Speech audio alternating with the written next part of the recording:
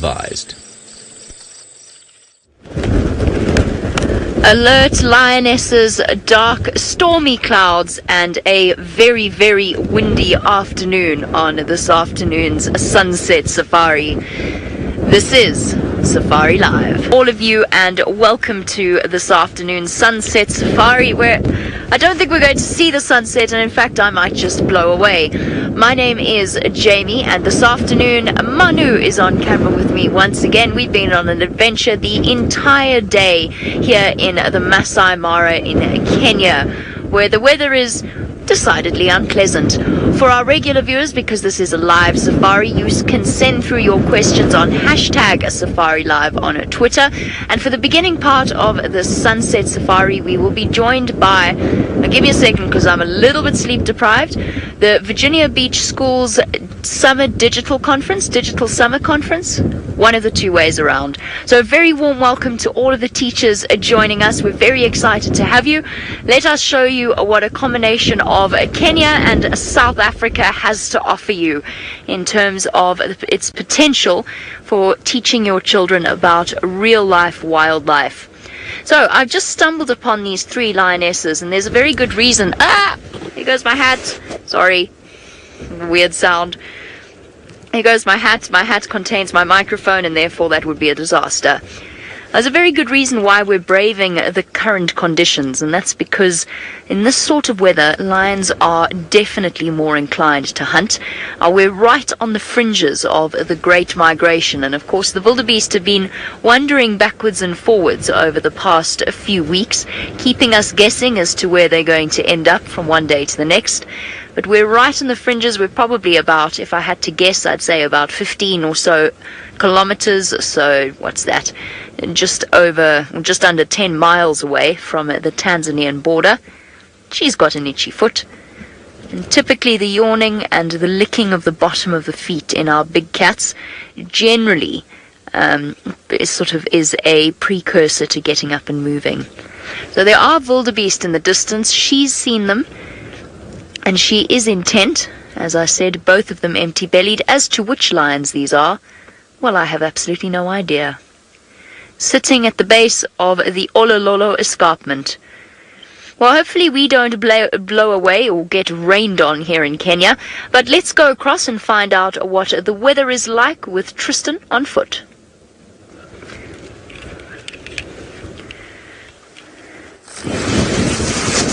Good afternoon, everybody, and welcome to our sunset safari from the southern corner of Africa, here in South Africa.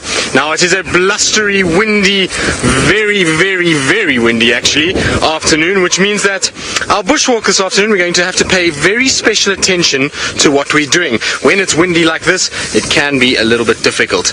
Now, my name is Tristan, and on camera today we've got Senzo, and this is live, it is interactive, which means that you can get hold of us, hashtag Safari Live, or you can get hold of us on the YouTube chat. Now, a special warm welcome to the Virginia Beach Summer Schools Conference. I hope that you'll enjoy the next little bit of time with us as we negotiate the wilds of South Africa and the Masai Mara. Now, I was saying earlier that it is very windy, and the reason why paying attention to wind on a bushwalk in particular is very important is because there are a lot of dangerous animals out here, particularly things like elephants that are very, very sensitive to changes in scent. They're going to pick up scent very quickly if we don't pay attention. So it's always important when you start a bushwalk generally to have some sort of indication of which way the wind is blowing. Now, this afternoon it's not too difficult because the wind is pushing really hard, but I picked up some dry leaf litter. If you don't have anything else, it's always a good sign, and you can see as I drop it, it's drifting off this way. So when you start out a walk and you feel the wind direction, it's always good to walk into the wind. It means that anything that is in front of you is going to be pushed on towards you and not the other way around. So it's always good to maintain the wind into your face as you walk. And this afternoon we're going to try and see if we can't find some elephants. We had some elephants calling not too far from us. They were trumpeting and seems as though they were having a really good time in some water. So we're going to try and use this heavy wind that's going to cause a lot of rustling, which will mean that we can conceal our entrance in. And if we use the wind the right way, we should be able to get a really, really good view of them on foot, which is really excellent.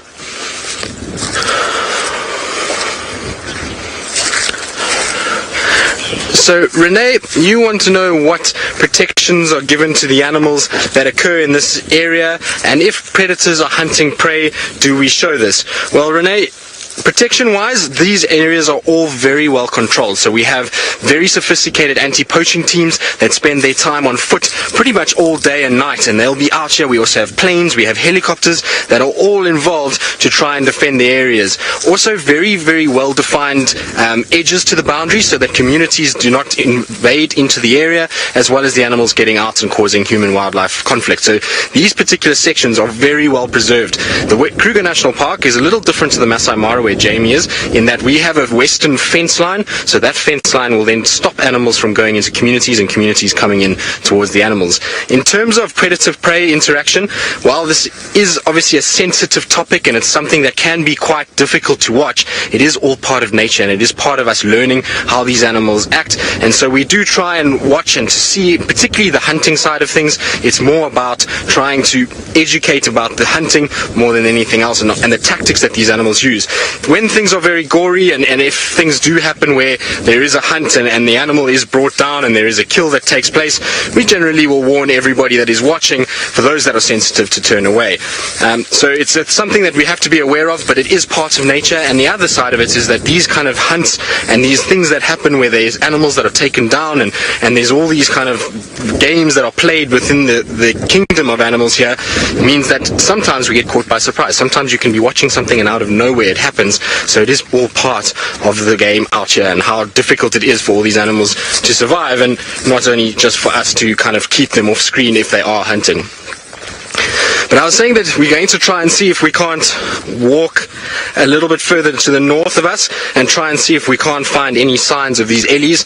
And while we do that, my friend Brent Smith is also out in the plains of East Africa and would like to say hello. Well, we're in the most insane dust storm at the moment, and even the dry season is truly setting in, even though there is rain about.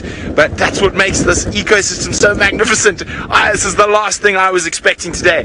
Welcome to the Masai Mara in Kenya. My name is Brent Smith. I have Dangerous Dave Eastall on camera.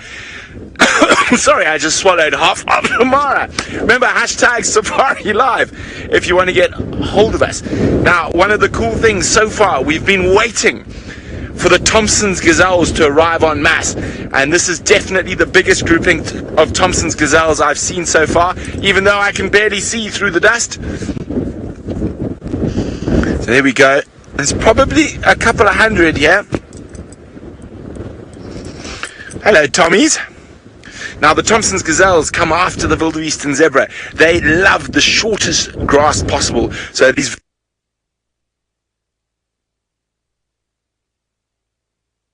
animals ever approach us.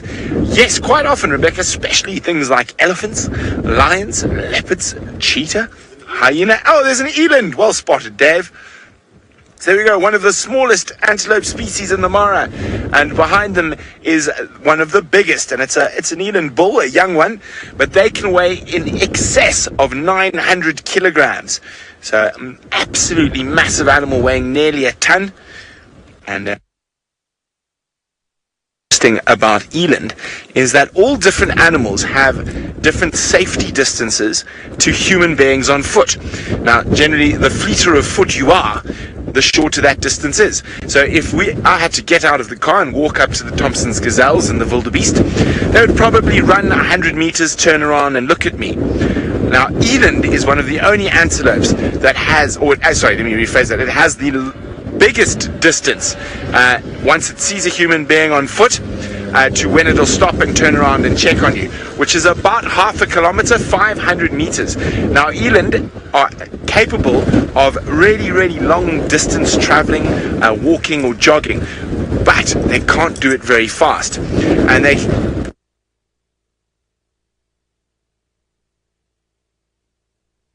historically, our ancestors out on these vast plains were able to run them down. So their safety distance for human beings is about a quadruple that of all the other antelopes. But very exciting stuff. It seems like Jamie, who's about 35 kilometers to the west of me, has got some big cats on the move. Big cats on the move and on their way towards an unsuspecting herd of zebra and wildebeest up ahead. Something's distracted the lioness that is behind the first female. She's glancing back in that direction. Now, Gwen, you would like to know if lioness hunt together. Absolutely they do. Lions in general will hunt together. And what I mean by that is males in their coalitions will hunt together and cooperatively hunt. And females in a pride absolutely will cooperatively hunt. Lions are the only social big cats. And the key to their success is being able to coordinate their hunt in a way that allows them to bring down prey much, much larger than themselves. And in a way, that's how they've made up for the fact that they are slightly bulky and they don't have the world's greatest stamina, although I have seen lionesses run for considerable periods of time. But it allows them to essentially utilize their energies properly. Now, Rob, you want to know why lions prefer to hunt in high winds. And the answer to that is because then the animals can't hear them coming. It's just that simple. So essentially, with the grass rustling, the trees rustling, so much going on around them.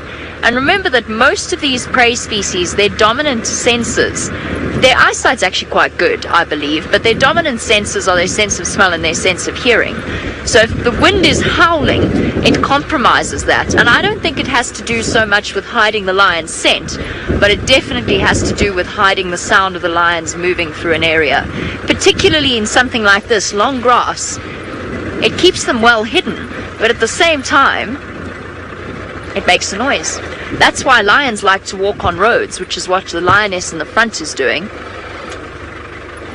Hello, girl. It's okay. Now, there is a third lioness behind us, but she is very, very limpy. She's injured her back leg. What have you seen? What have you seen? Rebecca, you want to know what the current temperature is? And Kirsty just told me, but I wasn't listening to her because I was trying to figure out what that lion's looking at. It is 22 degrees centigrade, which is 72 in Fahrenheit. Did it see something in the tree? What is it looking at? There's a herd of wildebeest coming. These lions are going to go forward and get themselves into a position, and so are we. Okay, so the herd of wildebeest is off to the left. They're moving straight towards these lionesses, and that's why the lions have sped up in the way that they have. There they go, completely unsuspecting. Okay, we're going to have to move now before we can't reposition at all. So there is a point at which you can really damage the animal's chances in a hunt. Whether it's the lions or the wildebeest, we don't want to interfere in any way. So what that means is we pick our spot and we stay. Especially during the day where we don't have to worry about restrictions of light. That lioness is jogging up ahead. She wants to get in front. So see how they're working together as a team? One lioness racing off ahead, the other one moving off to the left to ambush them from that side. It's incredible. I have learned so much from being in the Mara because you can actually see the techniques of the lions. You can see how they plan things out. Okay, we got to reposition again quickly. Stacey, no major physical differences between the lions in Kenya and the lions in South Africa. You're going to mess it up if you're not careful. This lioness, not me, the lioness that's walking this way. Stacey, they're essentially exactly the same animal. I feel as though the lions in the Mara are slightly bulkier. Let's just stop here because the wildebeest are looking at us. I don't want them to try to look at us and then see the lion. So we're just going to stop here. There we go. Lion using any available cover.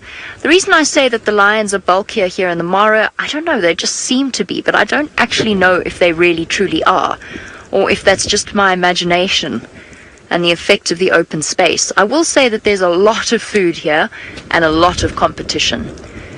So there we go. One lion. This lioness has got a far better idea, the one that's gone ahead. That lioness has gone up ahead. She's going to wait until the second lion actually chases the wildebeest straight into her. One more reposition. The wildebeest are no longer looking at us. We need to get a bit further ahead. Hold on.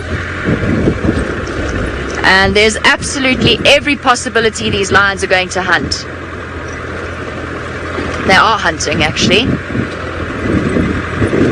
Let's dodge that termite mound.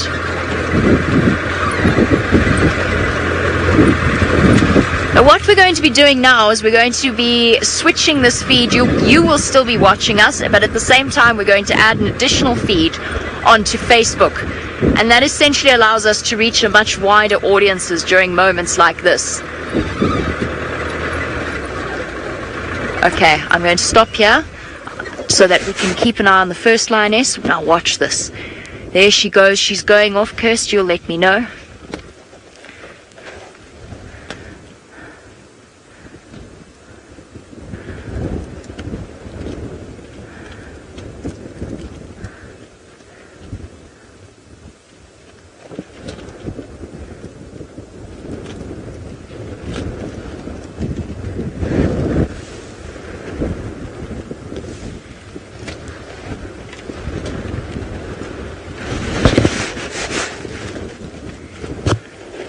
A very warm welcome to those of you who are joining us on Facebook. You are here live in the Masai Mara, where we've got wildebeest walking straight into a lioness and a second one flanking them.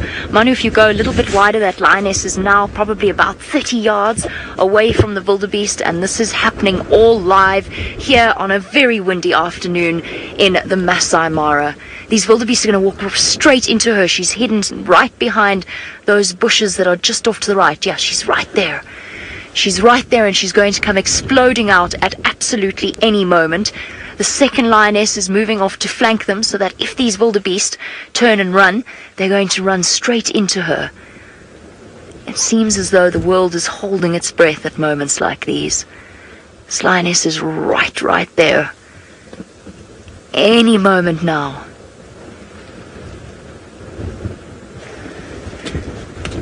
Where is she? I saw her go straight exactly there. She's waiting for a moment. She's probably going to target that little one. This is heart-stopping stuff. Okay.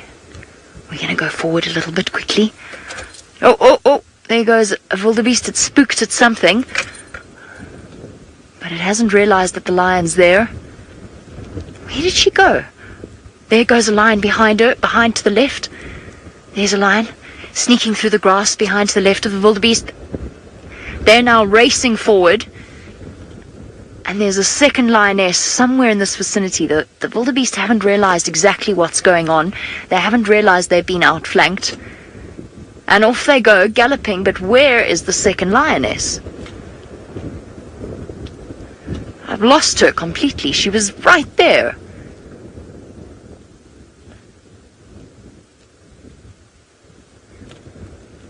And off there, looking a little bit lost and confused. Where's the second one? I'm utterly bemused. I promise you there were two lions a moment ago. Completely confused, and I think the lions have missed this time around. Glancing off into the distance, let's go and catch up and figure out where that other lioness went. How did you do that? How did you mess that up? They walked right into you. It just goes to show, lion hunts are very seldom actually successful. During the migration, life is slightly easier. You see her. Where is she? Oh, wow. How did she get all the way over there?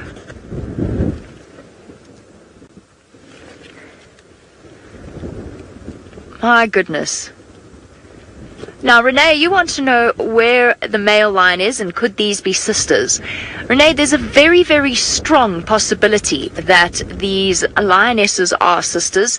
All lions in a lion pride are related. So it's one of those strange things where people are under this impression that a lion pride has a dominant male lion. A lion pride has a dominant male lion, and he controls a territory that includes several different prides. So he doesn't just stay with one pride, and often they're on their own. Males go off on their own. But yes, all of the females within a lion pride are related, whether they are daughters, mothers, aunts, nieces. They are all connected in one way or another. And the amazing thing about lionesses is that they will actually allosuckle. So they'll suckle each other's cubs, which makes complete sense because they're essentially protecting their own genetic line. Here goes our lioness. You were right there. They walked right past you. How did you miss that? The wildebeest are gone. And what we'll do now is say goodbye to those of you that have been joining us on Facebook. And if we have any more exciting times with these lionesses, then we will rejoin you once again.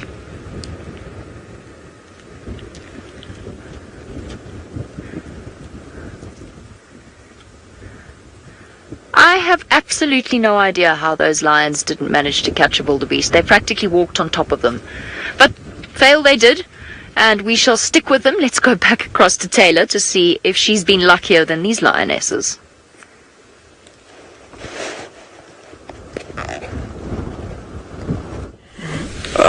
There's my lippy. Hello everybody, welcome again. Sorry I've only joined you so late. We've been doing all sorts of wonderful things and doing time lapses of the dams, but it's great to finally have joined you. My name is Tayla, and on camera with me today is Sebastian, and we are driving in the Sabi sands. We're not with Brent and Jamie up in the Masai Mara. We're down in little old South Africa, but what a beautiful place it is. And you've obviously met Tristan. He's giving you a different view today from the ground, and hopefully he'll find some really cool things. We'll get to do some approaches on animals. That's one of our favorite things to do. Our plan, however, is to try and find some lions and then hopefully visit the very famous Chitwa Dam and have a look at all the wonderful life that occurs down there. We were actually there earlier on today and we saw a huge herd of elephants spending quite a bit of time swimming, drinking. The hippos were out in full force. They were walking around, and who knows, maybe some crocodiles and some other things, which would be quite exciting. So I've just actually popped onto Chitwa now, and hopefully we're going to find a male lion that was apparently seen not too far away from the dam. However, the wind has all of a sudden picked up quite a bit this afternoon, and we've been talking about the wind quite often. We're either going to have windy mornings or we're going to have windy afternoons for the next few weeks.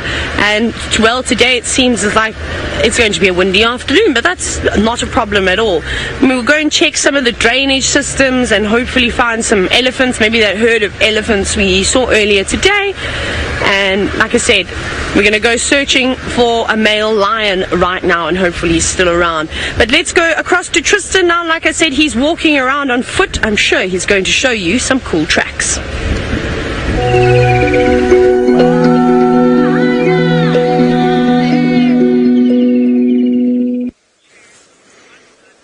Well, Tayla, we are going to show you some tracks because while tracking elephants and looking for them, it's always good to keep your eye out and aware of what else is going on. Remember, when we're out here, the part of being the bushwalk is taking in everything that is around you. So you need to check tracks, you need to see if there's any signs of animals around. And we were walking along, and I'm keen to come to this area not only from an elephant point of view, but also I want to see what's been happening with our leopards. We really haven't seen too much of them since that fight on Saturday night. There's been tracks everywhere, and I wanted to come here and just have a little look around. We're just south of where the altercation took place, and there is actually a leopard track on this main pathway, which is a place where Tayla saw that young male the following morning. And this track is from a young male, but it's from yesterday. And now the reason why we know it's from yesterday, and part of tracking is to utilize different signs, much like when you're walking to try and find animals, you use all kinds of different things to age tracks.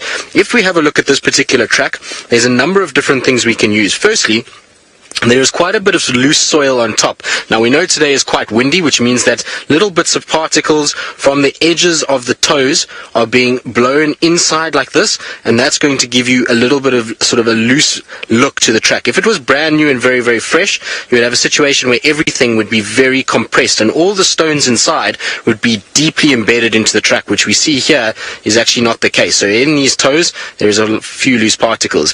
The reason why we know it was yesterday, though, is if you have a look here, there's a leaf. Now this leaf is very, very light, and so with wind and all of that kind of things, and over time and animals that utilize this pathway, this little leaf would eventually be moved, but it's been actually squashed into the track. So you can see that when the animal stepped here, this leaf was already on the ground, it's been pushed in, but the piece of grass next to it, which is this long piece here, hasn't. So it means that this was yesterday, then with the wind, grass has been blown over on top. The other thing is that just next to it, over here, I'll just do a little circle around it, is another little track. Now this little track is for a genet. It's got a very small pad. You can see the pad at the back and the little toes where I'm pointing, and that little track is on top of the toes of this leopard. And we know that genets are active at night, not during the day, which means that this leopard didn't walk here today. It was last night. The other reason why we know it's a leopard, even though it's a very obscured track and difficult to see, this stick here is actually a really nice indicator. There's a small stick in between the toes,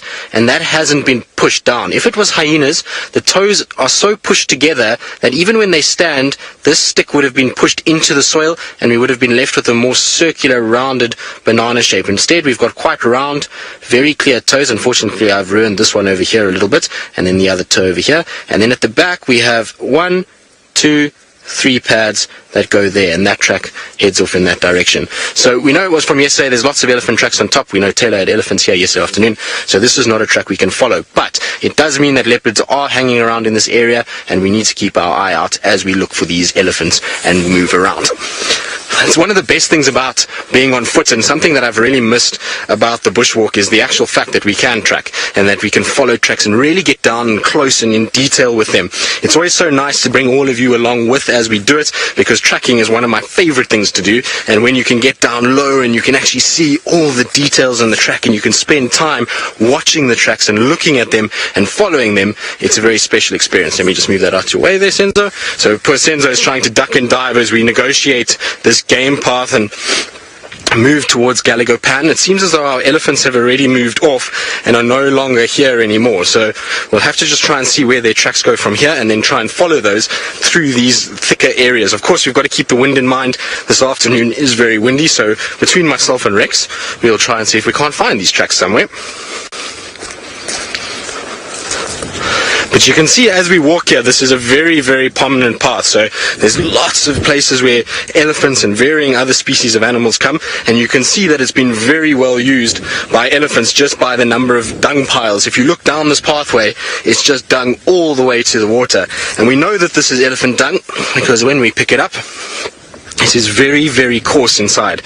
So if we have a look here, lots of fibrous material, so bits of sticks and grass, which is all indicative of an elephant. The only thing you could confuse this would be with something like a rhino, but you'd find rhinos don't just deposit in big balls everywhere. They generally have a midden, or if it's a female, it will be somewhere close to the midden.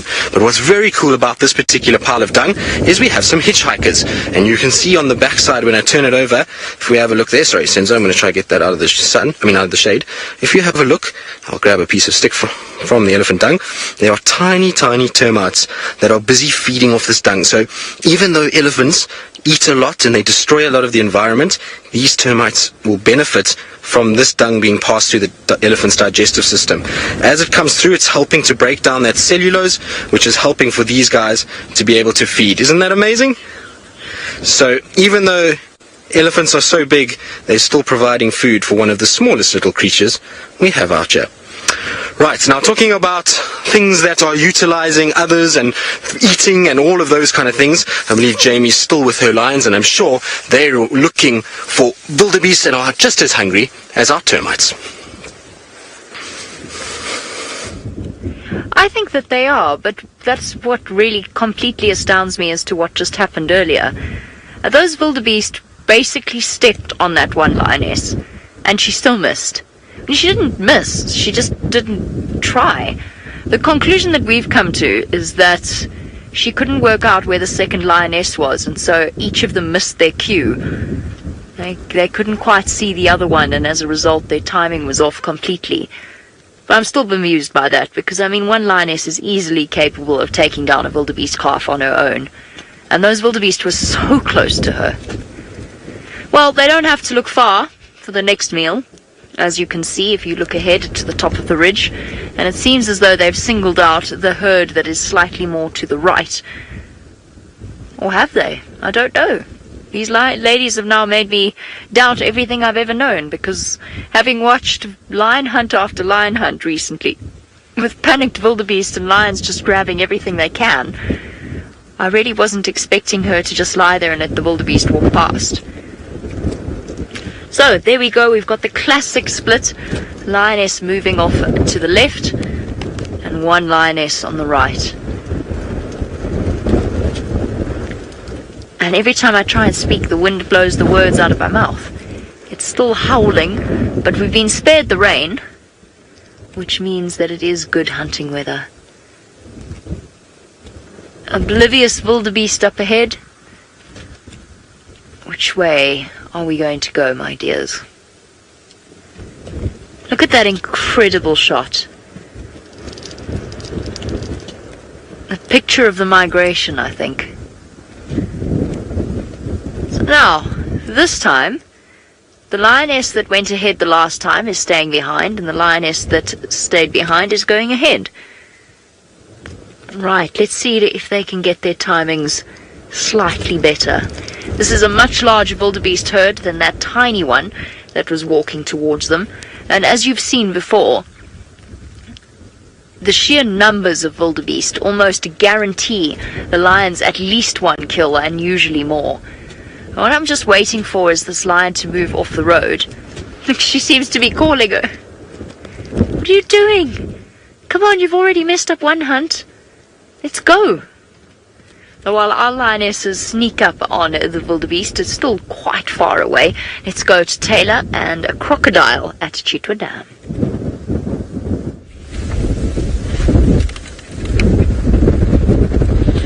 So we've just arrived at a very, very windy Chitwa Dam.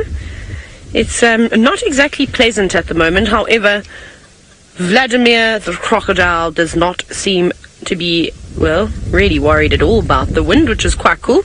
Sitting out on the bank, sunning itself nicely. Just what a crocodile loves to do. Now, because we were visiting Chitwa, obviously it had lots and lots of questions for the general manager from Steph, and one of them was, have you had any confirmation if you have a male and female crocodile, or what the sexes are of them? And good news, Boris is not a boy. Boris is a girl. So Boris is no longer an acceptable name for the crocodile that has an entire tail. You may have seen very quickly that Vladimir, which is one of the key identifying features of this particular crocodile, that he's got notches out of his tail. He's missing the tip of it, which actually helps us quite a bit. That's pretty cool. But we can only sort of tell the difference when they are out of the water. Now we need to think of a more suitable name for Boris and make it feminine. What do you think, Seb? It has to start with a B and probably sound quite... Belinda? So this is still Vlad, right? This is still Vladimir, yes. He has not changed. What a new name for Boris? Boris, because Boris, I think it's a bit... Bridget! I like that.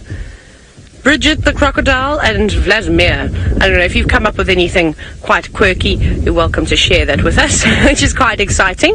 But that's really quite nice. Apparently, Steph was saying, though, a few days ago, he actually witnessed them mating, which is really cool. I've never seen crocodiles mating before, so I'm hoping to, of course, catch a glimpse of that. So I will be visiting Chitwa as often as I can over the next few days to see if I can see something like that happen. Like I said, I don't know really too much about mating crocodiles at all, but they have had eggs before, and they have had some hatchlings, and they suspect that there's one or two crocodiles that are actually offspring from Vlad and Boris that are now living on Little Gowrie. Tristan says we're not allowed to change Boris's name. Shame, Tristan. It's mean. But that's not all that lives down at Chitwa Dam. We've actually got one of our favorite friends, and I remember, if I remember correctly, Aaron, who actually requested it, that we could try and find the fish eagles. We haven't found both of them, but one of them is in the difference. Oh my goodness, I'm getting hate from Tristan and from Brent all the way in Kenya. They both said we can't change the name of Boris. What about Borisette? Borelina? No, those are terrible. Let's disregard those. But here's an African fish eagle. Some of you, if you're watching from the States, are probably going, hey, that looks like our bald eagle. They look very similar, don't you think? My beautiful birds, however, sitting up on the tree. It doesn't seem to really be looking for anything to eat at the moment. It was sitting on a tree closer to the water's edge, which is typically where they'll perch themselves, because as the name suggests, they love to catch fish, but they'll catch a number of different things too. We've had amazing sighting of one eating a red-billed buffalo weaver. There's a couple of Egyptian geese goslings around at the moment, so they better be very, very careful. But instead of looking for food, it's really just holding on for dear life. You can see how windy it is.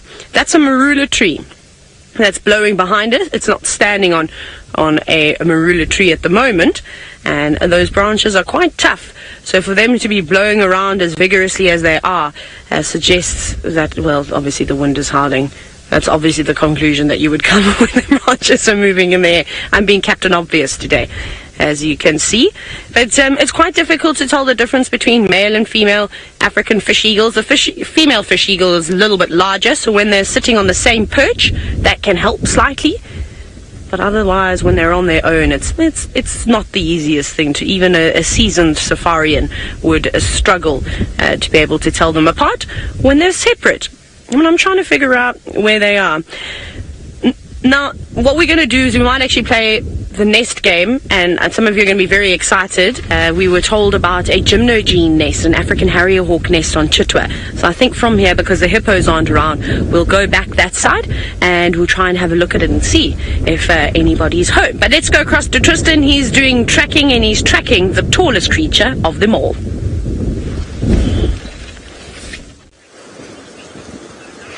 Well, Tayla, I wish you luck with the Gymnogene nest. We did see it earlier today when we went and did some running repairs on our mast, and it looks like it's going to be so epic. It's right next to the road, and hopefully we'll get some incredible views of our Gymnogene and its chicks.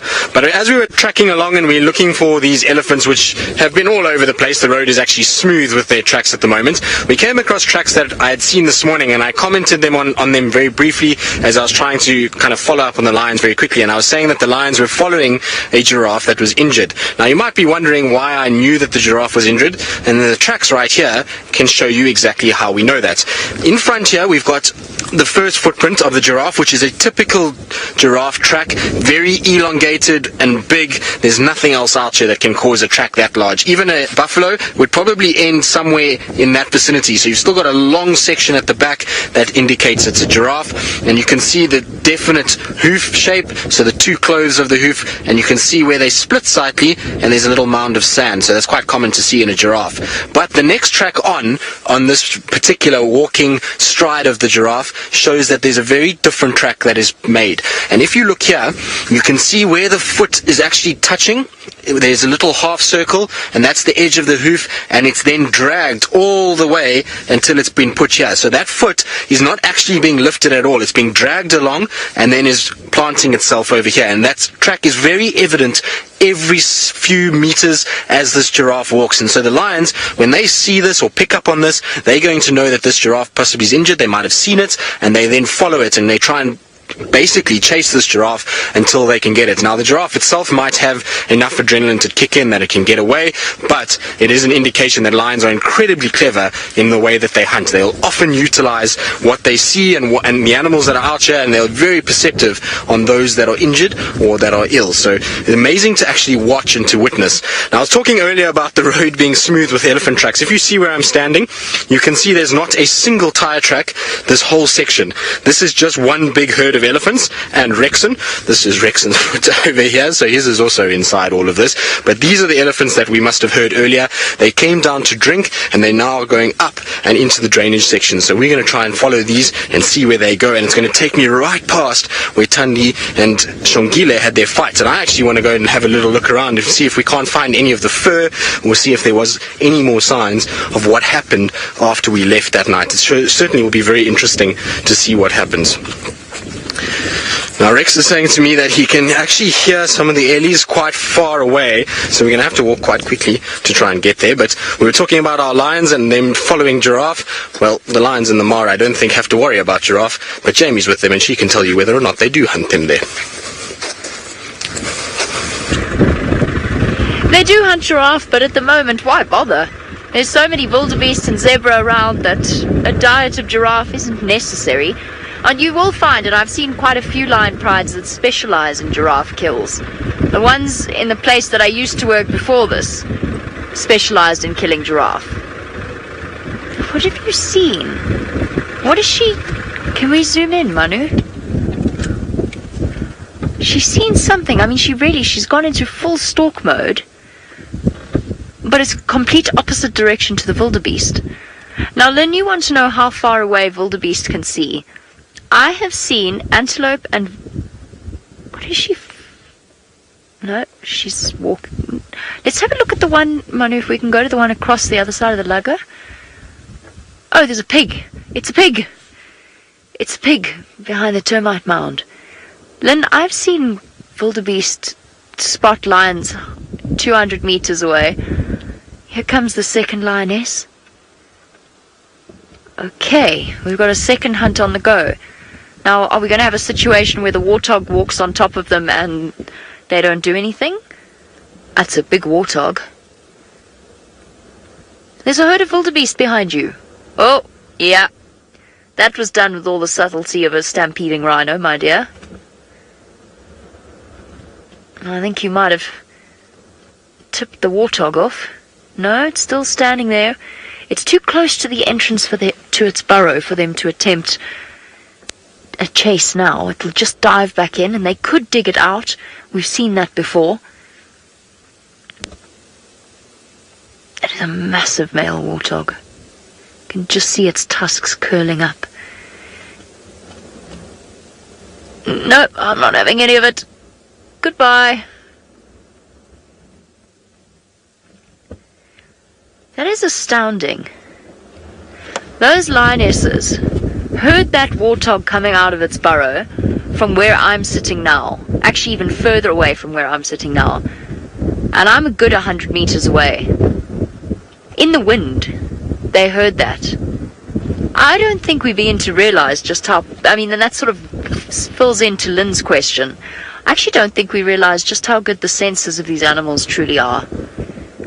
I would absolutely give my left eye tooth and my right eye tooth as well to be inside the head of one of these animals for one day, to experience the world as they do.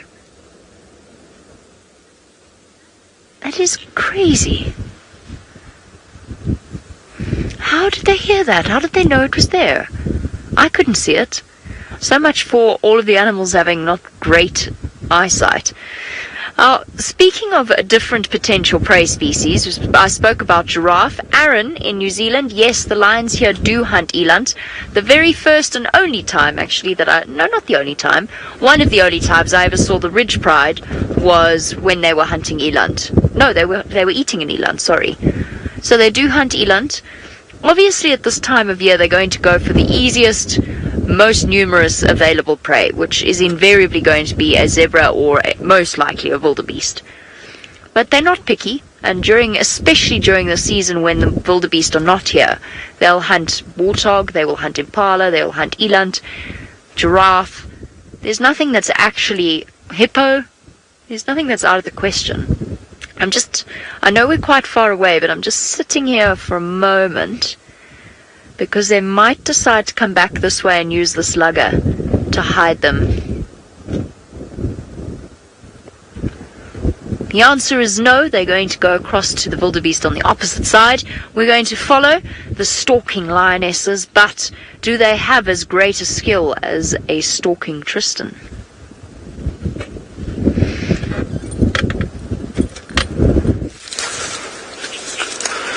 Well, we're just trying to see if we can't sneak up on some impalas, but it's been proving to be very difficult. And the reason why is that our impalas over there are very nervous today. With the wind that's blowing around all over the place, they know something's not quite right. There's lots of rustling, and that means that they've got to be a bit nervous. Oh, there goes a warthog. Luckily, he didn't run at us. That wouldn't have been that pleasant. But our warthog obviously got a big fright when I started talking. I didn't even see him, actually. And it just goes to show how well some of these animals camouflage. That warthog was right behind this tree, and I only saw it at the last second as it was trotting off. But maybe we can still get a visual of it. I see he's still standing there, Senzo, so let's try and see. You can see him just through there.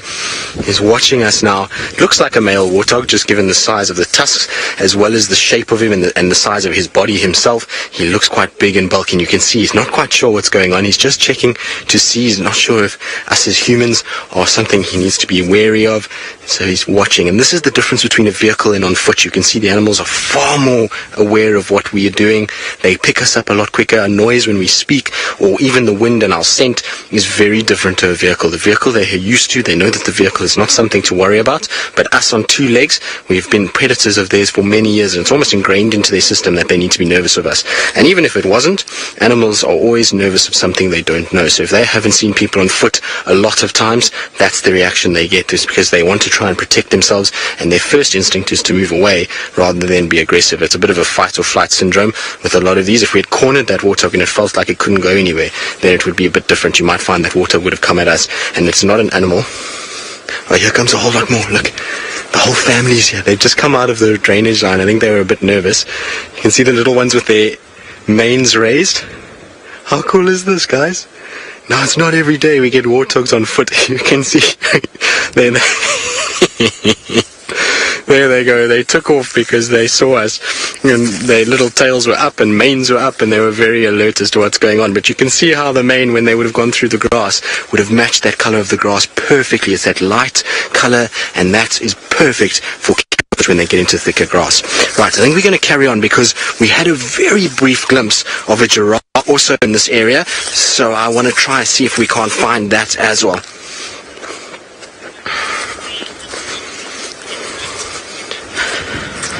Eric, the poet, you want to know how easy is it to spot the smaller footprints like mongoose and scrub hares and so on? Well, Eric, I will show you a footprint right now that is absolutely minute. And if you can see it here, it depends on where you are and the substrate that you're on. But here and where we are at the moment, the substrate is perfect. It's nice and soft and sandy, and so it makes nice footprints. But over here, let me get rid of this piece of grass because it's going to be in the way, and I want to try and find a piece that I can show you the track without disturbing it. Maybe that's a piece there. But if you look here, right, this is, I'll put my finger next to it to start, but there we go. There's a tiny, tiny, tiny footprint. It's about the size of my thumbnail, and that is for a little genet. So that is a tiny genet that has walked here. So these footprints are fairly easy to spot on pathways like this. As soon as this footprint goes into the grassy areas, I'm going to lose it almost immediately. It's going to be very difficult to follow something of that size. But we will find things like mongoose, particularly the dwarf mongoose, on paths like this. You'll be able to spot their tracks. Scrub hares are quite easy because they're generally on roads, and the roads are puffy, and I'll find their tracks a little bit later. The scrub hare tracks look almost like a little Christmas tree in soft sand, so we'll try to find those later. But they're fairly easy on the right substrate. As soon as you get into thicker stuff with a bit of brush on it, it becomes literally impossible.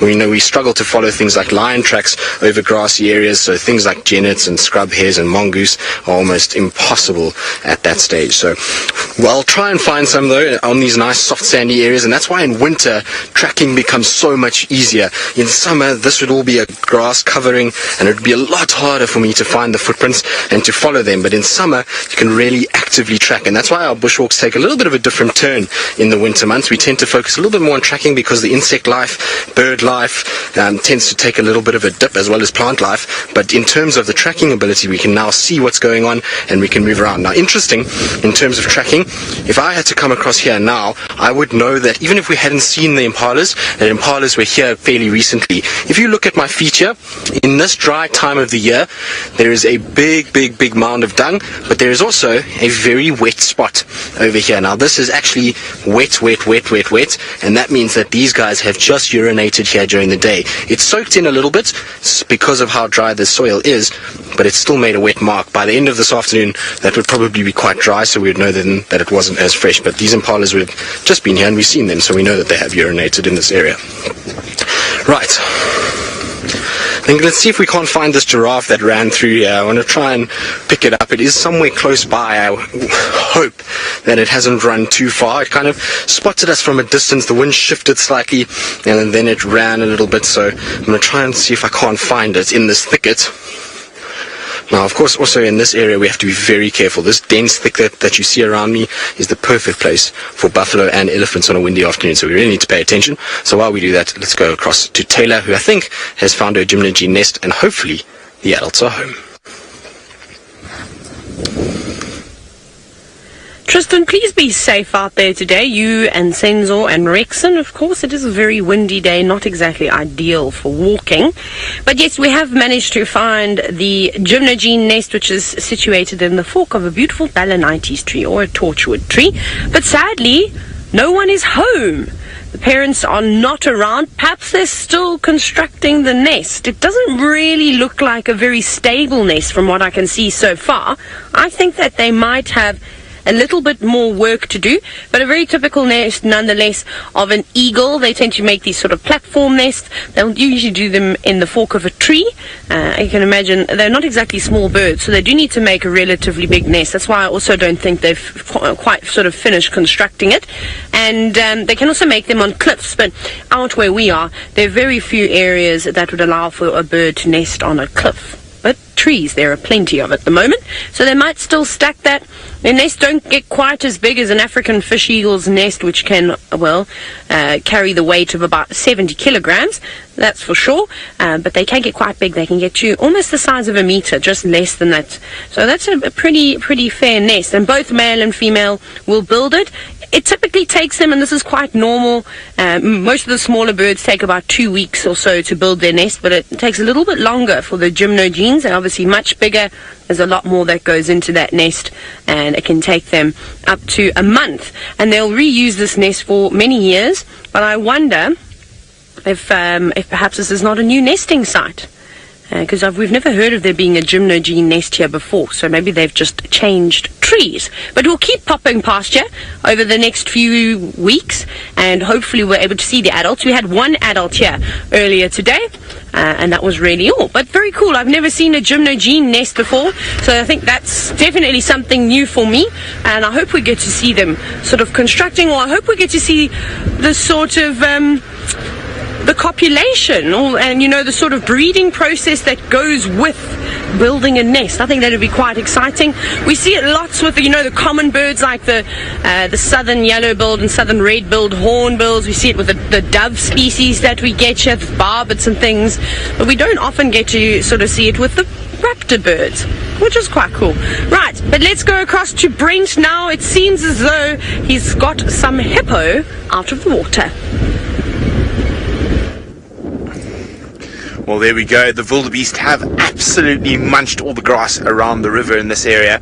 So this poor hippo is trying to eke out an existence. Sorry, not oh, goodness. But it is quite cool, quite dark, and that's why that hippo's out. Now, I've just got a report that... Oh, are you going to give us a threat display, mister? Don't make me have to have a stern word with you. So that is a half threat display from that hippo. Animals. Look, and you can even see how his ears, even though they've got small ears, they're very important to watch a hippo's ears when they're out of the water. So he's not 100% happy with us. And it's probably because of the lack of food due to the huge amounts of wildebeest and zebra that have been here. Now, we're very close to the main crossings, but we're on the other side of the river. It's okay, hippo. We've got no trouble with you.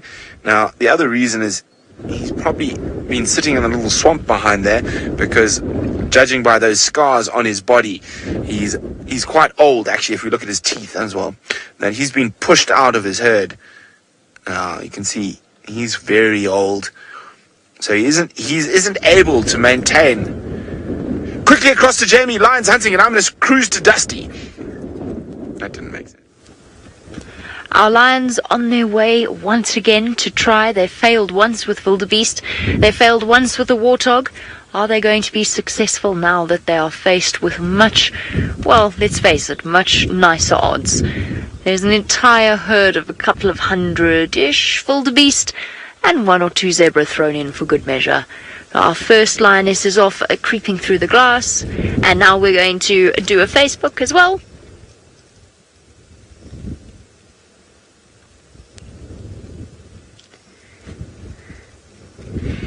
Hello and welcome to the Masai Mara, where we are sitting in the middle of the Great Migration with a couple of hundred wildebeest, a couple of zebra and two hungry lionesses.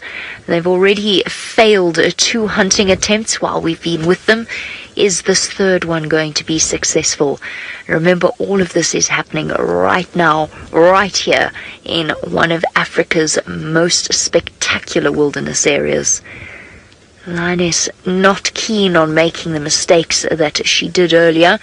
They had a couple of wildebeest walk right past them, and they just left it that little bit too late to pounce. They're using the long grass as cover. You can see, look at the focus in her body. Ears back. shoulder blades going, intent with her body slung low, but still quite confident in the way that she's striding forward. She's not creeping. She's almost swaying towards them. There she goes, moving through the grass. That's a good girl. Stop, look, listen. Try and get an idea of exactly what it is you're faced with. The second lioness coming up behind her. Now there is an unsuspecting zebra that is walking, oh, it stopped now, was walking a direct path towards where the lions were aiming.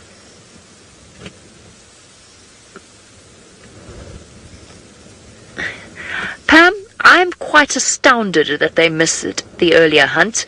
But yes, absolutely, it is amazing that they miss as often as they do. But it's only fair. This is, and I prefer it that way because it makes the whole process understandable. These lionesses have to work to catch their food, and when they do, it's hard to watch, but it's all part of the way that things function out here. But during the migration, when they do go on a hunt in the middle of a herd like this, they almost always catch something, and they almost always, I have to say, catch more than one something. Once this panic sets in and the wildebeest start to career around in a complete chaos, they find themselves basically running straight into the jaws of the lions. Which one is she targeting? The amazing thing is that the body language between these two lionesses have already picked out their victim. They probably already know which one they're going to go for, directing each other with flicks of their ears.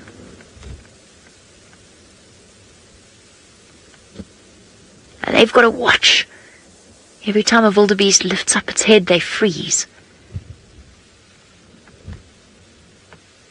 Now we're going to take this opportunity, because once this goes, it's going to go very, very quickly. We're actually going to take this opportunity to just get a little bit closer. Unfortunately, between me and them is a river system that's going to be quite difficult to get across. I'll find a way though, but let's rather not miss a moment of this. Let's get as close as we can, and I'll figure out the logistics later. You can just see the tops of their heads peeking out. I wonder if I'll be able to cross this. Perhaps now would be a good time. The answer is no. I definitely won't be able to cross this. So what we'll do is we'll go backwards and get the advantage of height. They're straight ahead of us. I can still see them. Alright, I'm going to stop here. Just have a look and check and see if we can find them once again. There they go. Oh, look at that. She's getting so close to that zebra now. It's hard to gauge the distance exactly, but I would probably say around about 30 or so yards. She needs to be just that little bit closer. Zebra are fast, and once the zebra goes, it'll be that much harder to catch anything else.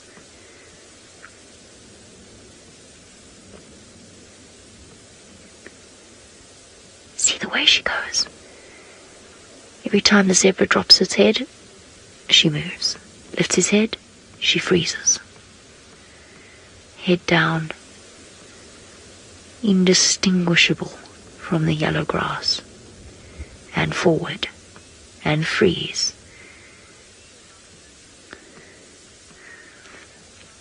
NASCAR, there's no real preference here as to which they'd rather go for. They don't prefer wildebeest over zebra or anything else like that. Whichever's the closest, whichever's the most obvious victim. Advance and freeze. She's vanished. She's right there. We know she's there. We can just see the top of her head. The tricky part, of course, of being a lion stalking through the grass is that you can't see over the top. So she has to risk sticking her head up every now and again to make sure she's still walking in the right direction. Now it looks at this point like she's right on top of the zebra. I think she's probably, because the camera does compress slightly, she's probably about 20 yards away. I don't know where the second lioness is. So remember, there is a second lioness in play here. Now, once the hunt starts, it'll be completely explosive. She can't afford to waste time. Lions only have a certain amount of stamina. They can only sprint a certain distance. She can't afford to mess this up. Oh, did you see how she disappeared like that? That was almost comical.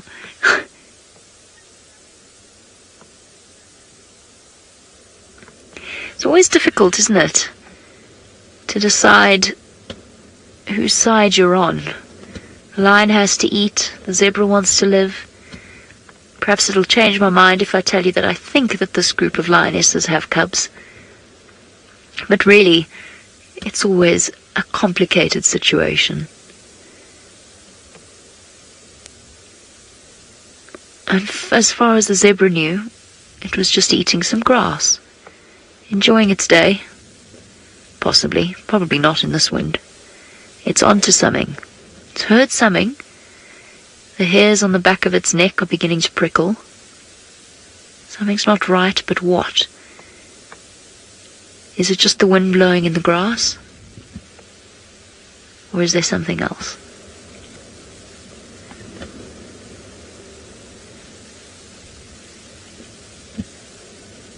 Is the threat to the left? Or is it straight ahead? We can see the lioness, can you? There, just the tips of her ears sticking out. I barely can see her. How on earth is this poor zebra meant to? Yes, enjoy that mouthful of grass, mister. Because things are about to get very scary very quickly.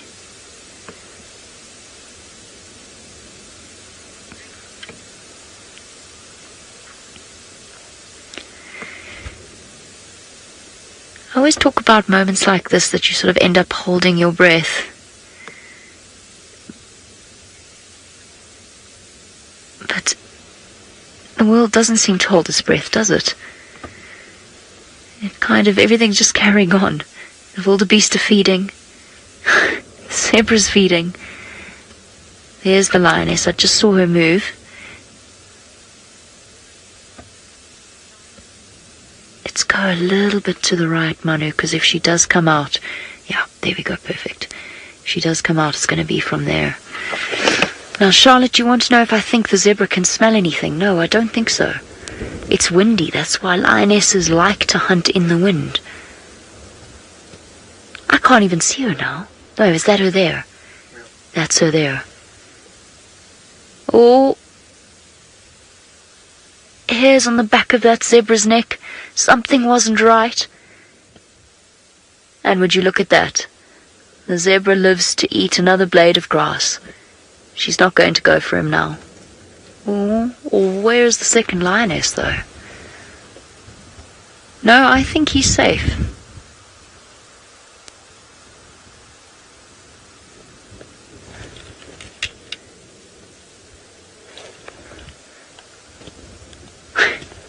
You have no idea, mister, just how fortunate you are.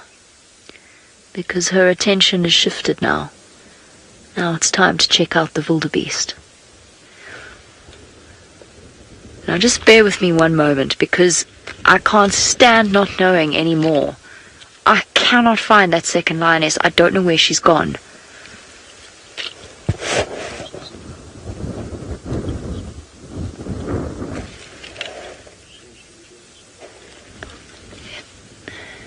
Oh, there's a zebra coming to the right towards the lioness. Still a little while away.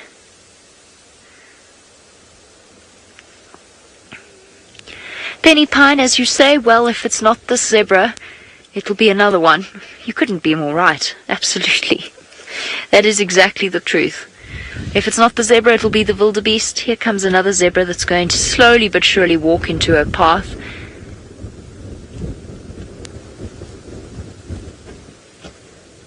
Nope, it's not going to be that zebra either. What are you waiting for, girl? What's the decided target? Another zebra? Perhaps penny pine in this case. It might not be another zebra, but another wildebeest. Although I think she's looking at that zebra foal. Easier target. Slightly slower. Slightly less of a kick. No. The zebra foal lives to see another day.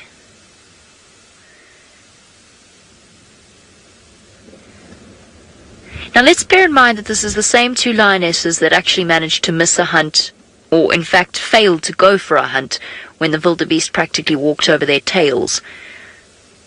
So I have to confess to being not entirely sure exactly what it is that they want. I don't know if the wildebeest needs to have "eat me" stamped on its bottom, but so far they've let one or two opportunities go straight past their noses.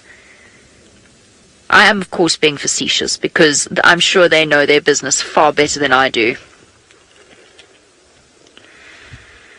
Shayna, I think that there is more distance between the lioness and her prey than it looks.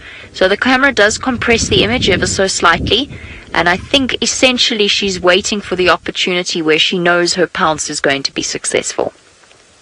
So she's waiting for them to get a little bit closer to her, essentially.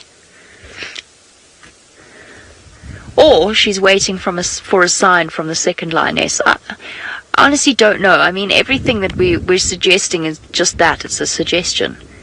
I honestly don't know.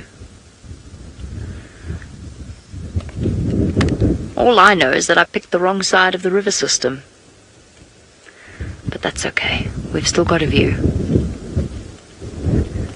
I don't know why she's hesitating. I think it's just not the right time. But also bear in mind that every single hunt expends a huge amount of energy for the lions. They can't afford to waste it just on any old hunt. You can barely tell she's there. It's utterly incredible how her camouflage hides her. Oh, has Manu spotted? Yeah, you have. Bravo, Manu. Manu, for those of you who have joined us on the Facebook Lives, is on camera with me this afternoon.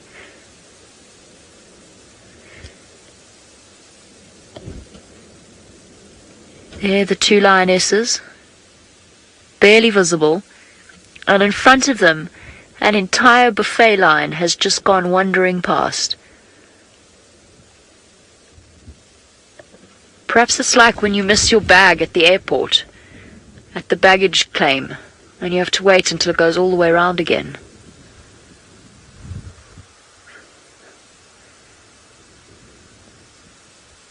I'm just watching to gauge exactly what else is coming their way. And I have to say, that zebra seemed like the best opportunity that's going to present itself to me. There's another possibility.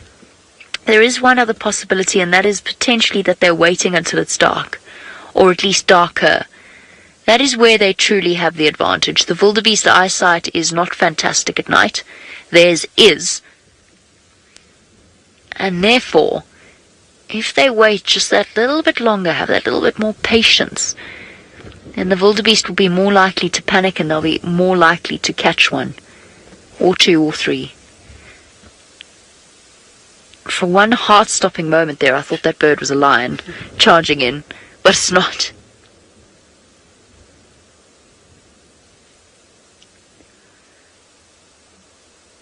The only sound is the sound of the wind in the grass, howling,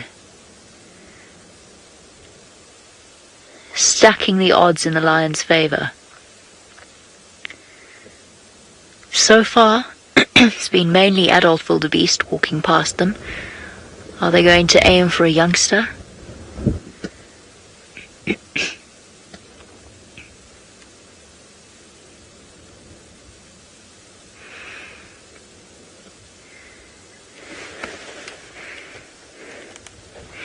Natalie, while we watch our lion in the bottom right of your screen and our wildebeest ahead of her, you want to know how many wildebeest are around right now.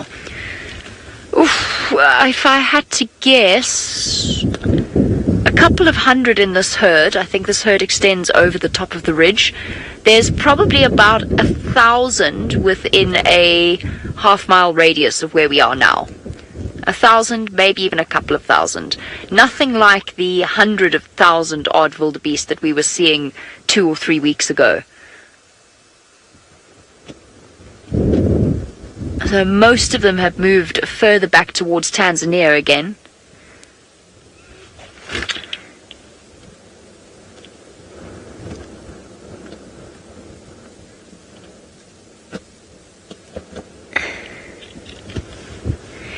Snazzy, you want to know if the lion enjoys the chase rather than an easy kill and catch. No, I don't think so. No, let me try and rephrase that. Yes, I think that lions do instinctively, they get very hyped up and very overexcited when they do get into the middle of a hunt. As we've seen in these sort of moments of almost carnage, if I could call it that, with the lions basically killing of every wildebeest they can lay their paws on. I don't think they enjoy it in the sense that human beings enjoy something, though. And no, I don't think that they would overcomplicate their lives. So they're not going to think, how can I make this more challenging? Perhaps I'll tie one paw behind my back and then see if I can hunt a wildebeest then. I'm slightly over-exaggerating, but no, I don't think that they enjoy the chase. Everything in nature is purposeful. Oh. A change in motion, a change in pace, and flop. She just took an opportunity to get that little bit closer to her pride mate. Now we can see both of them together. The one on the left almost completely obscured by the grass. I don't think the lions draw the process out. Everything is about practicality. What is practical? What is most likely to result in a meal?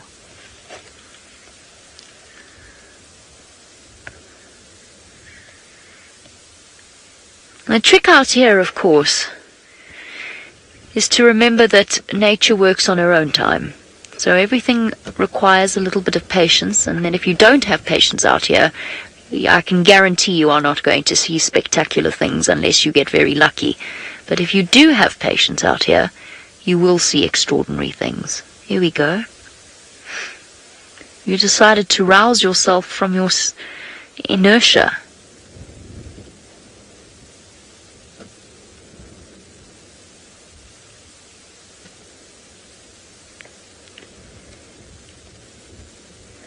She's so close to these wildebeest.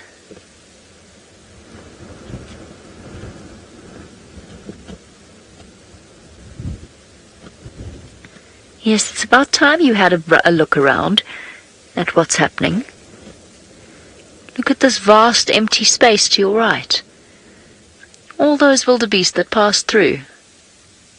Oh, there's still more coming, though. And when I'm joking at the lioness, I'm not really seriously criticizing her, because these lionesses are far better at this than I would ever be. Brenda, while I take a quick sip of water, the tension has created a dry throat. At the moment there are only 2 lionesses. There were 3 when I first found them. The third has got a very, very painful looking limp, and she's been left behind. She would only be a liability in the hunt. The nice thing about lions, though, is that once they do kill, and mark my words, they are going to kill. This evening or tonight, they are going to kill something. They will allow her to come and feed with them. So lionesses are not selfish. Oh, what you doing? This is no time to scratch an itch. Come on, you got work to do. Or maybe she's just thinking to herself she really needs to concentrate, and she can't with that pesky bite on her cheek.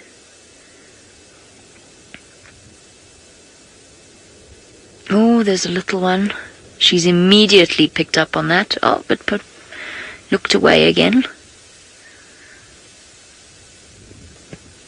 Don't you think it would be incredible to be in her mind? Imagine what it would be like to be in her mind right now, to experience everything that she's experiencing, how she's making her decisions, if she's making decisions, or if everything is pure instinct.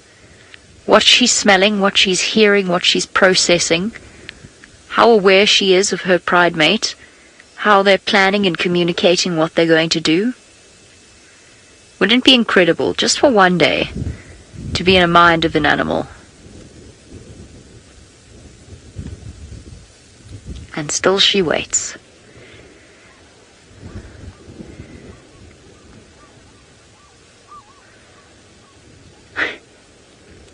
Rishi, you say you've never seen a lion waiting for so long. Rishi, I'll tell you what she's doing.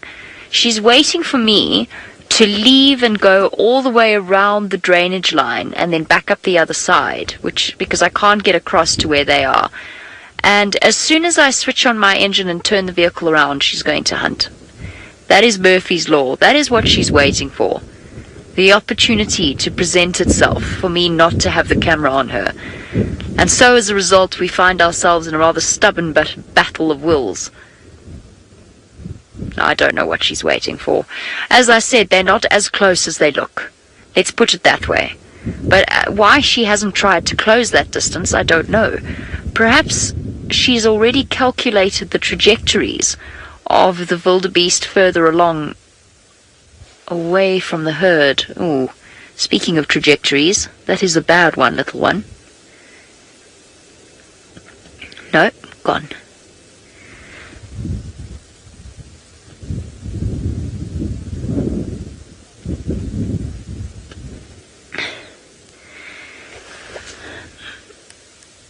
Melissa, you'd like to know if they would hunt the small calves. Where'd she go? Wait a second, where'd she go? Is she there? There she is. Sorry, Melissa. Oh, she's just gone down into the grass. Melissa, you would like to know if the lionesses will go for young calves, or if they will instinctively try to leave them alone because they know that by doing so they'll then have a constant food supply, essentially. And the answer is no. They don't farm the wildebeest or resist grabbing the calves so as to have more meat in a couple of months. They will absolutely target the youngsters. A youngster is easier, especially if there's only the two of them that are going to feed tonight, although I suspect, as I said, that they've got cubs. So no, they'll go for youngsters. The old, the young, the infirm, any sign of weakness is a liability, and the lionesses will absolutely target that. I would love to know, though, sometimes I've seen them chasing wildebeest and they go for the biggest, strongest looking one, ignoring every single other wildebeest around them. And I'd just love to know how they communicate to each other which wildebeest is their intended target. Because they do very clearly focus in.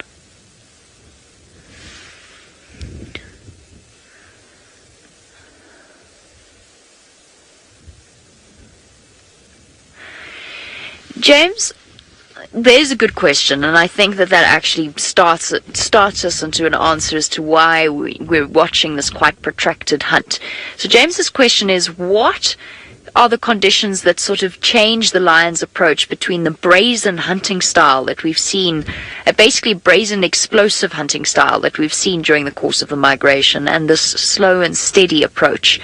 And the answer is that there's a few different conditions. One is the number of wildebeest. Essentially, if you throw yourself into the middle of 100,000 strong herd, at some point one of the wildebeest is going to panic enough to run straight into you. So it's just, it's like shooting fish in a barrel, essentially. Nighttime adds to that, especially because the wildebeest are more likely to run in circles and straight back at the lion than they would be during the day. And I know because I've seen them do it. And perhaps, to a degree, the state of the lions. So are they really desperate for a meal, or can they afford to run the risk of their prey running away? I think in this condition, In this situation, it's not dark yet. The wind has dropped, so they're going to be noisy, and there are not that many wildies. There are not that many wildebeest about, so they're not going to be guaranteed of a catch unless they plan things correctly. Now, looking at the grass now, you would not know that there's a lion there, and in fact, I can just see her. I thought I saw her there. Is that her there? Yep, that is her there. Thanks, Manu. Now, Laura, why the wildebeest don't get spooked when she lifts her head? Bear in mind that we're sort of looking straight across at her, whereas the wildebeest, I think, have got a slightly different angle. So she's hidden by the grass, and that's why she is very, very careful about the speed with which she lifts her head as well. No sudden movements. And as it gets darker, the wildebeest's eyesight decreases dramatically.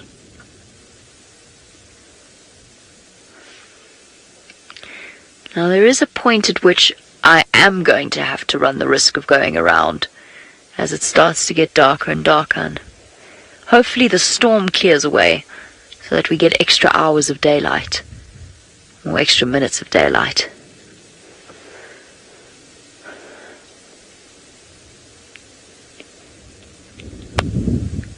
Imagine, we could have driven past this picture and it would look just like the most contented scene of wildebeest in the world, without knowing that there's two deadly cats with deadly intentions hidden right in front of them.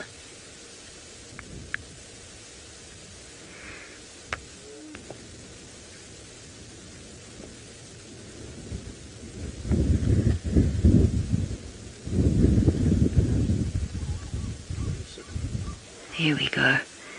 Manu's managed to pick up on the second lioness. Can you actually see her there? There we go. There's an ear. Just see it in the bottom left-hand part of your screen. So the two of them are still in exactly the same place. They haven't advanced, and I wonder whether or not they're just waiting for darkness to fall. Either way, we'll be there to find out exactly how long it takes them. Melissa, my goodness me, apparently it is almost 6 o'clock in the evening. I had no idea how time flies. So apparently it's 6 o'clock in the evening. The sun is going to be setting in the next half an hour or so. No, actually, probably even less than half an hour. And it is going to start to get dark. And then I would say that is going to be when the lionesses act. Now, what we're going to do now is we're going to go all the way around this river system and come back and catch up with the lionesses a little bit closer to them as it starts to get dark. So for now, we're going to say goodbye to those of you watching on Facebook, but stay tuned because we could be joining you in just a few minutes depending on what these lions do.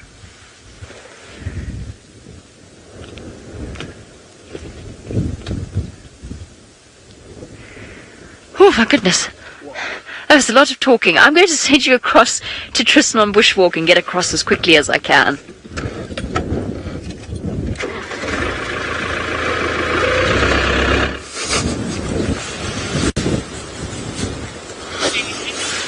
Well, in the time that the lionesses were hunting, I decided to see, if I could have other eyes, but it's not working very well at all, so we just decided to put little balls of scrub hair dung there, and I have no idea why. We were just messing around in Senzo, and I thought it would be quite funny. But the reason I found these little scrub hair balls is because you guys were asking whether or not we see signs of scrub hairs, and we most certainly do, and these are the best signs that you can find of them. So often we won't find tracks, but you will find their little dung balls. Now you'll notice that their dung balls look very different to that of all the other animals. They take on a much lighter coloration, and that is because these little dung balls are defecated and then re-eaten and then basically processed once more. So every little bit of nutrients and moisture is sucked out of them, and that's why you end up with this white. Also, they feed off grasses and not leaves, and plant material that has lots of tannins in it, and so then you don't get that more sort of coppery stain to it. The other reason why I always look for these, and this is a habit that I've had since I first started doing bushwalks, and I was taught this, is that these things are the best things in the world to test wind. When you walk around in these areas, and a lot of the guys will carry ash bags, because ash bags work quite well, but for me, scrub hair has always been the best thing, and the reason why is because I'm going to move now because I don't want this in my mouth. But you squeeze it like this and it will break apart. Then all you do with your fingers is just slowly but surely let it go. And because of how fine the grass is, it gives you a really good indication of where the wind blows. So they're the best things to carry around in your pockets. The problem is I often forget them in my pocket, and then my washing goes to the laundry and it comes back then and there's just grass all over the place in the pockets, which is a bit weird. Right, let's get rid of that. The other thing is that we do have in this section over here now, Senzo, I don't know how we're going to find it because I've lost it altogether now. There was a spider, which is one of my favorite spiders. At this stage of the year, we don't see too many insects, and so our spider is a nice find. It is a tropical tent web spider, and you can't see the web so nicely now because the angle of the light isn't quite right where we are. But the spider is sitting just in its little tent. You can see the slight curvature upwards of the pitch of the tent, and they sit in there, and they often will build their tents basically on the edge of a game path. So they build it just in with these spiky thorn trees, which allows them protection from the birds. But as animals walk on pathways around this tree, so they're kicking up insects into that web, and that's why the web is shaped the way that it is, because as insects fly up, if the web was built any other way, it would be quite difficult, but because the web is built facing downwards, the insects fly up and they're going to then get caught in that tent effectively. You'll then see that they'll run down, grab it, inject the venom, spin it up, and then feed off it as the venom takes place. But what's also really cool about this particular one, and I think they're eggs, I can't see you very nicely, but just below, and it's a bit of a tricky one, but below the spider to the right is two little sacs, and I think those two little sacs are the egg sacs for this particular one. It could also be insects. It's difficult to see because it's completely against the light at the moment and the wind is howling, so it's making it move quite a bit, but they look like little egg sacs, which is really cool. Right, now we've seen our spider, we've played around with scrub hair dung, now it's time to get a little bit more serious. The sun is starting to get down, which means it's the best time to try and look for these ellies around water, so we're going to start really focusing on that. While we do that, Brent Leo Smith is with 5 of the fastest animals in the world, so let's go across to him. Well, thanks, Tristan. I hope you have some luck with the ellies on foot. Now, we are not with the 5 boys today. We left them exactly where we last saw them this morning, and they hadn't moved. So Dave and I decided to go on an adventure, and this adventure is turning out to be very, very productive. We have Amani's 2 daughters here. Now remember, this is 100% live, coming from Kenya, and we are in a dangerous country. Now, not from, of course, the lovely cheetah ladies that we're looking at, but from the weather that is rolling in from the north of us. But fortunately, we are well prepared to sit out the weather to see what these cheetahs get up to. Remember to use the hashtag SafariLive on Twitter if you want to get hold of us. Now, it looks like they have made a kill today. If I look carefully at her face, I do see a pinkish tinge. So there's a bit of blood on her feet, on her paws, and on her face. However, with 2 girls, I'm not sure what they caught, but they don't look that full. And we are getting towards the crepuscular hour, which is the best time to be with cheetahs, because that is when they hunt the most frequently. And of course, it also helps that there's a couple of, or tens of thousands of wildebeest just behind me.